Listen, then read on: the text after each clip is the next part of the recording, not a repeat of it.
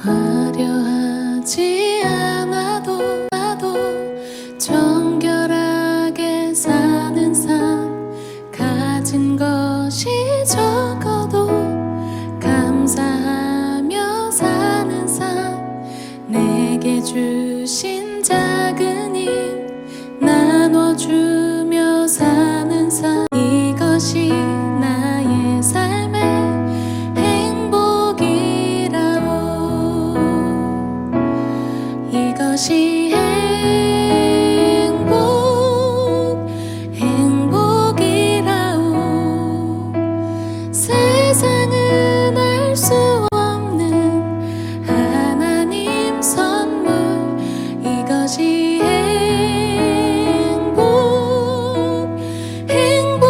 행복이라오.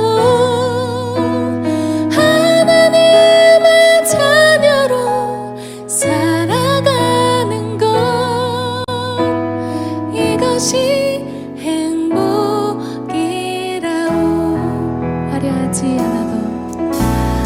화려하지 않아도 정결하게 사는 삶, 가진 것이 적어도 감사하며 사는 삶, 내게 주신 작은 힘 나눠주며 사는 삶, 이것이 나의 삶의 행복. 우리 한 번 더 고백합니다.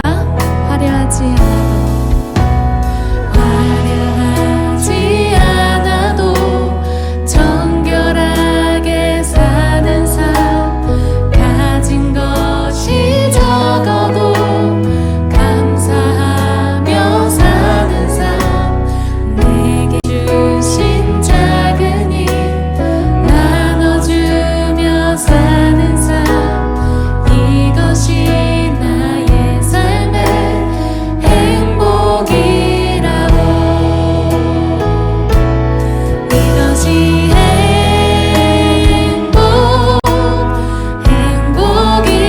행복이라오. 세상은 알 수 없는 하나님 선물, 이것이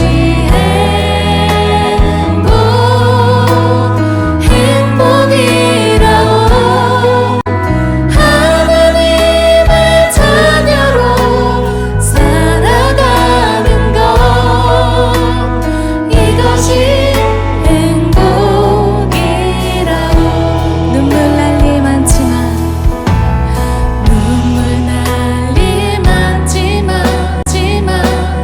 기도할 수 있는 것, 억울한 일 많으나 주를 위해 참는 것, 비록 짧은 작은 삶 주 뜻대로 사. 이것이 나의 삶의 행복. 우리 한 번 더 고백하겠습니다. 눈물 날 일 많지만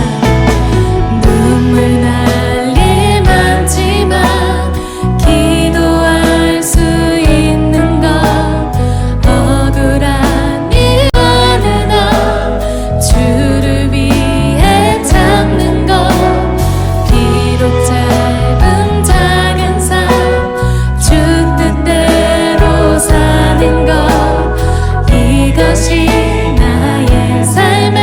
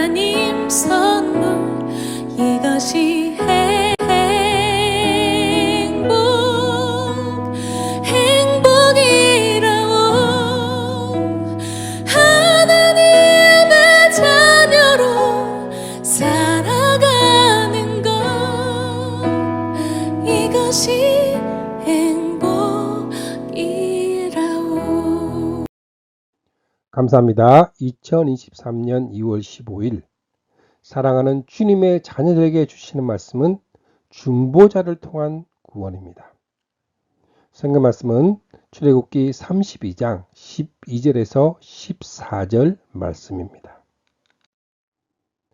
어찌하여 애굽 사람들이 이르기를 여호와가 자기의 백성을 산에서 죽이고 지면에서 진멸하라는 악한 의도로 내었다고 말하게 하시려 하나이까.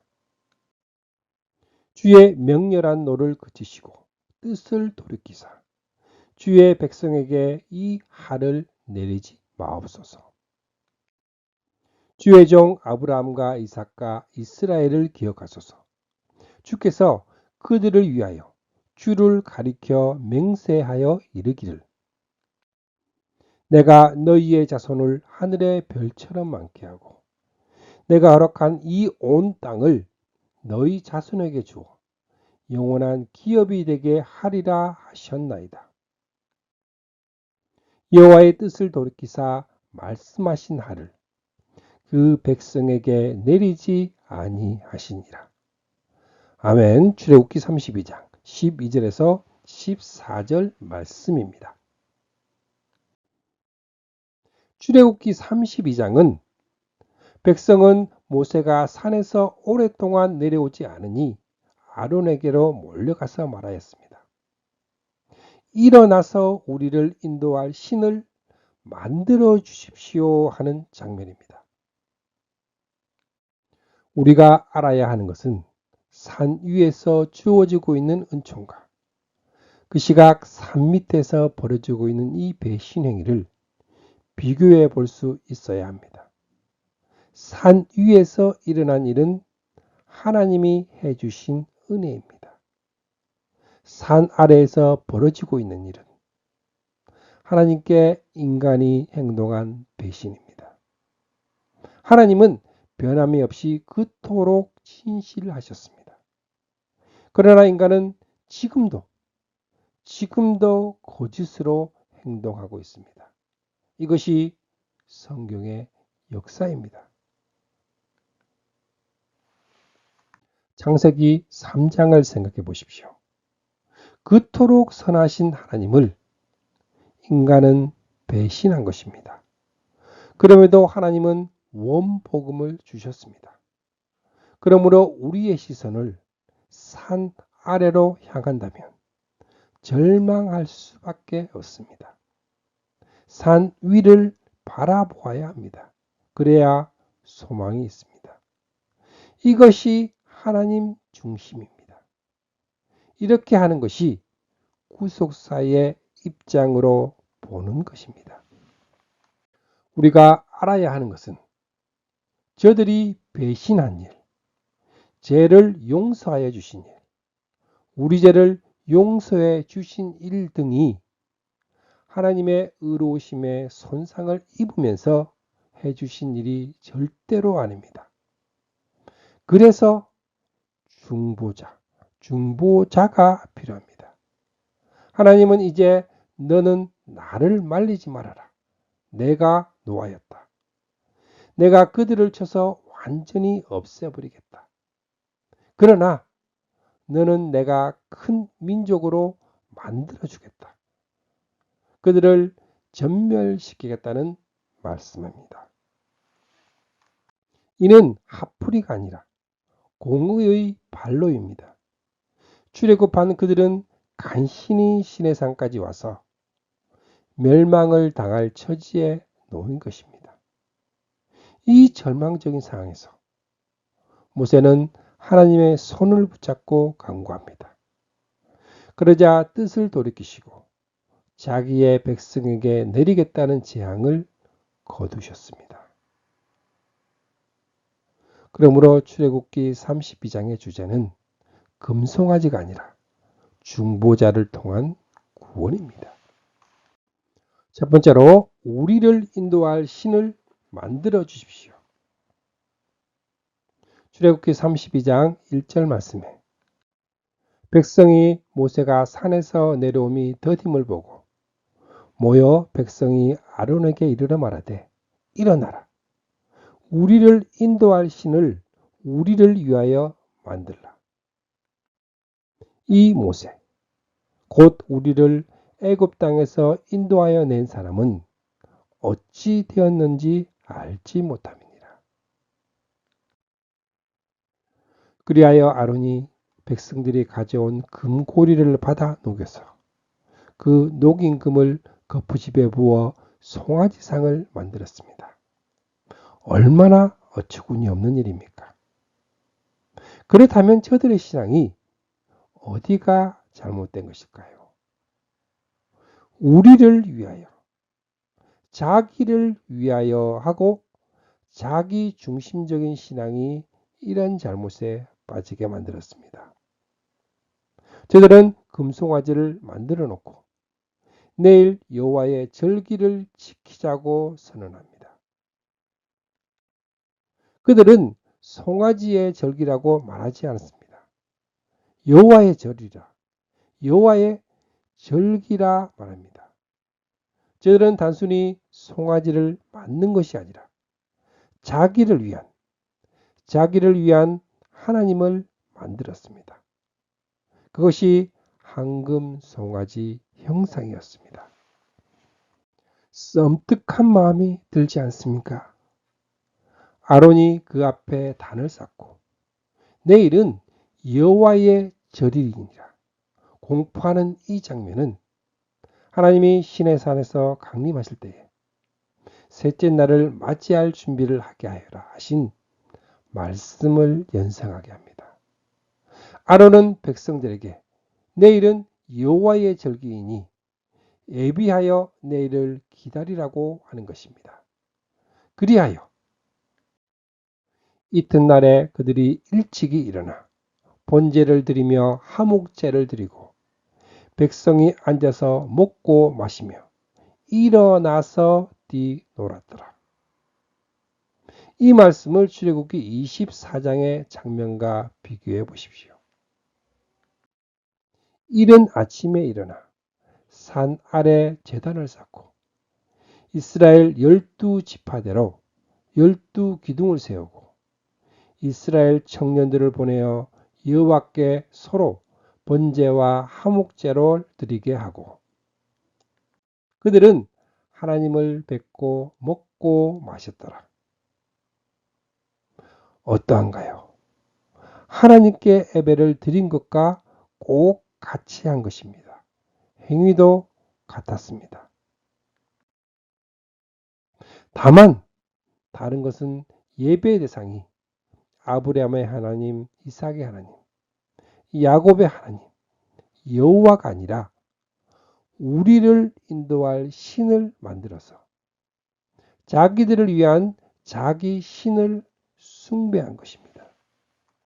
성경은 나는 이러한 하나님이다 하는 하나님의 자기 계시입니다.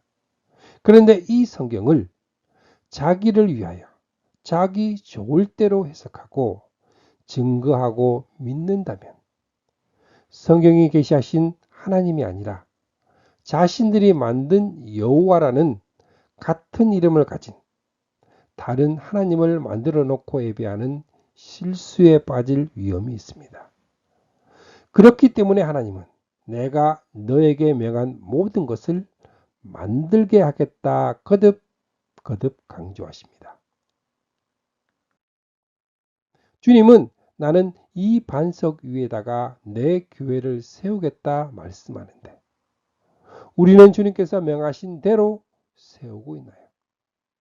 오늘의 교회가 주님이 세우고자 한 모습을 담고 있는지 심각하게 고민해 보시기 바랍니다.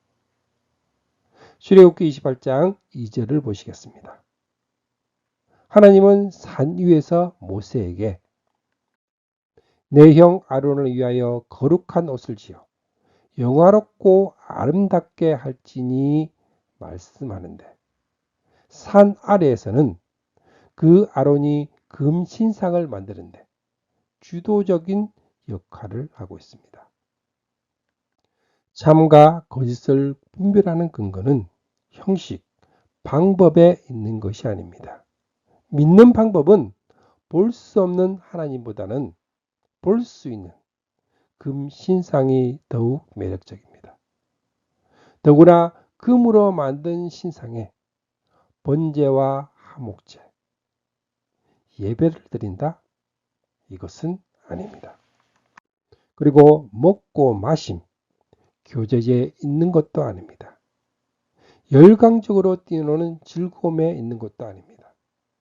참교회와 거짓교회의 구별은 하나님의 말씀이 바르게 선포되고 있는 자, 바로 여기에 있습니다. 만일 하나님의 말씀이 왜곡이 된다면 성경이 계시하고 있는 하나님이 아니라 자신이 만들어낸 같은 이름을 가진 다른 엉뚱한 하나님을 숭배하는 것입니다. 이러한 잘못에 빠지게 되는 주도적인 책임은 아론과 같은 위치에 있는 말씀의 사역자들에게 있습니다. 두 번째로 중재자로 인하여 뜻을 돌이키신 하나님입니다. 출애굽기 32장 7절 말씀에 여호와께서 모세에게 이르시되 너는 내려가라. 내가 애굽 땅에서 인도하여 낸 내 백성이 부패하였도다. 하나님이 구속하여 자기 백성 삼으신 이스라엘 자손들을 내 백성이라고 말씀하심을 듣게 된다는 것은 슬픈 일입니다. 하나님이 내 백성이라고 부르시는 것은 그들이 내가 그들에게 명한 길을 속히 떠나 자기를 위하여 송아지를 부어 만들고 그것을 애배하며 그것에게 제물을 드리며 말하기를 이스라엘아 이는 너희를 애굽에서 인도하여 낸 너희 신이라 하였도다. 그냥 신이라고 말한 것이 아니라 너희를 애굽에서 인도하여 낸 너희 신이라고 말을 합니다. 하나님께 대하여 이보다 더한 배신 행위는 없습니다. 하나님을 슬프시게 하는 일은 없습니다. 속히 떠나라. 어서 내려가 보아라. 얼마나 빠르게 떠났을까요? 여호와의 명하신 모든 말씀을 받들어 지키겠다 하고 서약한 바로 그 자리에서 불과 40일 후에 그들은 10계명의 첫 번째부터 세 번째 계명을 지키지 못하고 파기했던 것입니다. 이들을 어찌 나의 백성이라고 부를 수 있을까요? 모세는 이렇게 단식합니다. 어리석은 백성아, 이 미련한 민족아, 너희는 어찌하여 여호와께 이처럼 갚느냐? 그는 너희를 지으신 아버지가 아니냐? 너희를 만드시고 일으키신 분이 아니시냐? 여호와께서 또 모세에게 이르시되 내가 이 백성을 보니 목이 뻣뻣한 백성이로다. 그런즉 내가 하는 대로 두라. 내가 그들에게 진노하여 그들을 진멸하고 너를 큰 나라가 되게 하리라 하십니다. 모세는 세 가지를 들어서 간구합니다. 모세가 그의 하나님 여호와께 고하여 이르되 여호와여 어찌하여 그 큰 권능과 강한 손으로 애굽 땅에서 인도하여 내신 주의 백성에게 진노하시리까? 이는 하나님의 주권과 연결되는 간구입니다. 하나님은 저들을 큰 권능과 강한 손으로 애굽에서 인도하여 내실 때에는 계획하심이 있었습니다. 이들을 멸하신다면 하나님의 주권이 손상을 받게 될 것입니다. 그래서 모세는 어찌하여라고 말을 합니다. 하나님은 내 백성이라 말씀하시나 모세는 주의 백성이라고 말합니다. 어찌하여 애굽 사람으로 이르기를 여호와가 자기 백성을 산에서 죽이고 지면에서 진멸하려는 악한 의도로 인도해 내었다고 말하게 하시려 하니까 간구합니다. 이는 주의 이름 곧 주의 영광과 연결되는 말입니다. 민수기 14장에서는 이제 주께서 이 백성을 한 사람을 처리하듯 단번에 죽이시면 주께서 하신 일을 들은 나라들은 그들의 주가 자기 백성에게 주기로 맹세한 땅으로 그들을 데리고 갈 능력이 없어서 그들을 강야에서 죽였다고 말할 것입니다. 주의 종 아브라함과 이삭과 이스라엘을 기억하소서. 주께서 그들을 위하여 주를 가리켜 그들에게 맹세하여 이르시기를 내가 너희의 자손을 하늘의 별처럼 많게 하고 내가 허락한 이 온 땅을 너희의 자손에게 주어 영원한 기업이 되게 하리라 하셨나이다. 간구합니다. 이는 하나님의 언약을 들어서 간구합니다. 주의 주권을 위하여, 주의 이름을 위하여, 주의 언약을 위하여, 주의 명렬한 노를 그치시고 뜻을 돌이키사 주의 백성에게 이 하를 내리지 마옵소서 합니다. 이는 기도의 본이 되고 하나님의 뜻에 합당한 중보기도입니다. 여호와께서 뜻을 돌이키사 말씀하신 하를 그 백성에게 내리지 아니하시니라. 하나님은 진노하기를 급하게 하시는데 모세가 그 진노를 가라앉힌 것처럼 말하면 안 됩니다. 성경이 이렇게 말씀하는 것은 하나님도 한 분이시오. 하나님과 사람 사이에 중보자도 한 분이시니 곧 사람이신 그리스도 예수님이십니다. 주님의 중보로 말미암아 구원이 가능하게 될 것을 계시하기 위해서입니다. 이 점에서 모세는 그리스도의 예표로 등장합니다. 그러므로 모세는 말하기를 주 당신들의 하나님은 당신들의 동족 가운데서 나와 같은 선지자 한 사람을 일으켜 세워 주실 것이니 당신들은 그의 말을 들어야 한다고 말씀했던 것입니다. 그리고 이 예언은 그리스도에게서 성취되었음을 성경은 증언하고 있습니다. 31절 말씀에 모세가 여호와께로 다시 나아가 여짜오되 슬프도소이다. 이 백성이 자기들을 위하여 신을 만들어 싸우니 큰 죄를 범하였나이다. 그러니 그들의 죄를 사하시옵소서. 그렇지 아니하시오면 원하건대 주께서 기록하신 책에서 내 이름을 지워버려 주옵소서. 이는 하나님을 협박하는 말이 아닙니다. 저들의 죄를 그냥 용서하실 수가 없다면 저를 대신 자신을 벌하시고 용서해 달라고 합니다. 동일한 감동에 의하여 사도 바울은 나는 육신으로 내 동족인 내 결례를 위하는 일이라면 내가 저주를 받아서 그리스도에게서 끊어질지라도 달게 받는다고 말씀합니다. 그렇습니다. 하나님은 그냥 뜻을 돌이키시거나 용서하실 수가 없으신 분입니다. 이는 하나님의 공의가 용납하지 않습니다. 모세는 이를 알았습니다. 그렇기 때문에 뜻을 돌이키시면서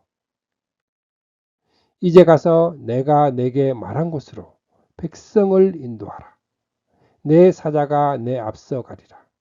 그러나 내가 보응할 날에는 그들의 죄를 보응하리라 말씀하셨습니다. 그 보응할 날, 그들에게 죄를 물을 그 날이 언제일까요? 그리스도는 새 언약의 중재자입니다. 그는 첫 번째 언약, 구약 시대 아래에서 저지른 범죄에서 사람들을 구속하기 위하여 죽으심으로써 부르심을 받은 사람들로 하여금 약속된 영원한 유업을 차지하게 하신 바로 그날입니다. 주님께서는 구약의 성도들이 범한 죄까지 용서하시려고 대신 죄값을 받으셨습니다. 여호와께서 뜻을 돌이키시고 자기 백성에게 내리시겠다는 재앙을 거두신 날입니다. 그러나 잊지는 마십시오. 그들에게 물을 죄값을, 우리의 죄값을 자기 아들에게 대신 내리셨습니다. 인류의 구원은 오직 예수 그리스도의 중보로 말미암아 가능합니다. 이제 세 번째로 깨어진 증거판입니다. 출애굽기 32장 15절 말씀에 모세가 돌이켜 산에서 내려오는데 두 증거판이 그의 손에 있고 그 판의 양면 이쪽 저쪽에 글자가 있으니 그 판은 하나님이 만드신 것이요 글자는 하나님이 쓰셔서 판에 새긴 것이더라. 중보의 사명을 감당함으로 하나님의 진노에서 백성들을 구원한 모세가 진에 가까이 이르러 그 송아지와 그 춤추는 것을 보고 크게 노하여 손에서 그 판들을 산 아래로 던져 깨뜨리니라. 이는 모세가 모르고 내려온 돌발 사항이 아닙니다. 하나님으로부터 저들이 송아지 신상을 만들어 놓고 숭배하며 애물을 드리면서 너의 신이라고 말하고 있다는 것을 들어서 알고 있었습니다. 뿐만 아니라 저들을 위하여 중보 기도를 드리므로 재앙을 내리지 않겠다는 허락까지 받은 모세입니다. 모세가 증거판들을 산 아래로 던져 깨뜨렸다는 것을 크게 노한 화풀이로 볼 것이 아니라 우리가 다 받들어 지키겠다 하고 세운 언약의 파기로 보아야 합니다. 모세의 혈기가 아니라 하나님의 섭리로 보아야 합니다. 그렇다면 그들이 놓이게 된 처지는 저주 아래에 놓이게 되었습니다. 당신들이 주 당신들의 하나님의 말씀을 듣지 않고 내가 오늘 당신들에게 명한 모든 명령과 규례를 지키지 않으면 다음과 같은 온갖 저주가 당신들에게 닥쳐올 것이라고 말씀하기 때문입니다. 20절 말씀에 모세가 그들의 만든 송아지를 가져다가 불살라 부수어 가루를 만들어 물에 뿌려 이스라엘 자손에게 마시게 하니라. 그들은 저주를 마신 셈입니다.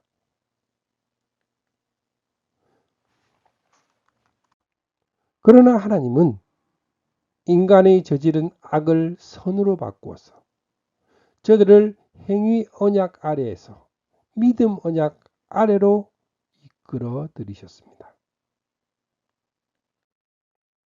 성경은 구원의 방법에 두 길이 있음을 말씀합니다. 믿음으로 살리라는 길과 이를 행하는 자는 그 가운데서 살리라는 길입니다. 믿음으로 산다는 언약은 아브라함에게 세워주신 언약, 행함으로 산다는 언약은 모세를 중보로 세운 언약입니다. 깨어진 언약은 믿음으로 산다는 언약이 아닙니다. 이를 행하는 자는 산다는 행위 언약입니다. 인간의 행위로 구원을 얻을 수 없음을 알 수 있습니다. 하나님은 이 판을 깨뜨리게 하심으로 보여주셨던 것입니다. 성경은 말씀합니다. 갈라디아서 3장 17절 말씀에 내가 이것을 말하노니 하나님께서 미리 정하신 언약을 430년 후에 생긴 율법이 폐기하지 못하고 그 약속을 헛되게 하지 못하리라. 하나님은 아브라함에게 세워주신 언약은 아브라함이 하나님을 믿으니 하나님이 그를 의롭게 여기셨다 한 믿음 언약입니다. 깨어진 언약은 우리가 다 지키겠다 한 행위 언약이지 믿음 언약은 아닙니다. 믿음으로 산다는 언약은 은혜 언약으로 깨어질 수 없습니다. 깨어진 증거판은 율법의 행위로는 하나님 앞에서 의롭다고 인정받을 육체가 없다는 것을 보여주는 것입니다. 네 번째로 기억하라. 때가 되면 반드시 죄를 묻겠다. 출애굽기 32장 21절 말씀에 모세가 아론에게 이르되 이 백성이 당신에게 어떻게 하였기에 당신이 그들을 큰 죄에 빠지게 하였느냐. 아론은 변명을 합니다. 모세가 본즉 백성이 방자하니 이는 아론이 그들을 방자하게 하여 원수에게 조롱거리가 되게 하였습니다.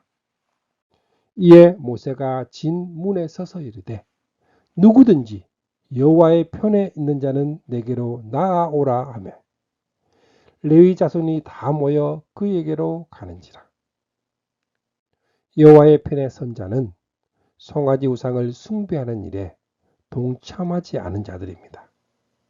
엘리야 선지자 때에도 그러나 나는 이스라엘 가운데 7,000명을 남겨놓을 터인데 그들은 모두 바알에게 무릎을 꿇지 아니하고 입을 맞추지도 아니한 사람입니다. 어느 시대에나 은혜로 택하심을 따라 남은 자는 있습니다.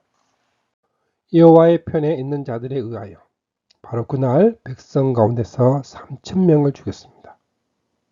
3,000명이 죽은 것은 죄에 대한 경고성 징벌입니다. 그러한 후에 모세는 여호와께 다시 나아가 기도합니다. 큰 죄를 범한 것을 자백하고 이제 그들의 죄를 용서하여 주십시오. 모세의 간구입니다. 모세의 중보 기도가 여기서 다시 등장하는 것일까요? 하나님은 저들의 죄를 용서하지만 그러나 내가 보응할 날에는 그들의 죄를 보응하리라. 기억하여라. 때가 되면 내가 그들에게 반드시 죄를 묻겠다. 이 말씀을 계시하기 위해서입니다.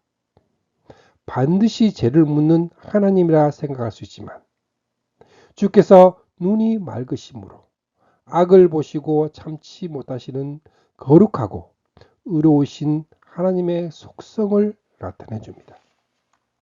그러므로 구약시대는 죄를 용서한다 하셨어도 그것은 마무리가 된 것이 아니라 무시하고 계심을 알아야 합니다. 하나님은 그것을 보류해 두신 것입니다. 언제까지? 자기 아들을 화목 제물로 내어 주신 때까지 보류하신 것입니다. 하나님께서 오래 참으시다가 지금 이때에 자기의 의로우심을 나타내신 것은 하나님은 의로우신 분이라는 것과 예수를 믿는 사람은 누구나 어렵다고 하신다는 것을 보여주시려는 것입니다. 주님은 첫 언약 아래에서 저지른 범죄에서 사람을 구속하기 위해서 죽으신 것입니다. 죄는 반드시 물으시는 하나님입니다. 다만 우리를 대신하여 자기 아들에게 대신 물으셨습니다. 거룩하고 의로우신 하나님을 찬양하며 중보자를 보내어 주님의 자녀들을 구원하신 하나님의 사랑을 느끼며 살아가는 주님의 자녀들이 되시기를 축복합니다. 아멘.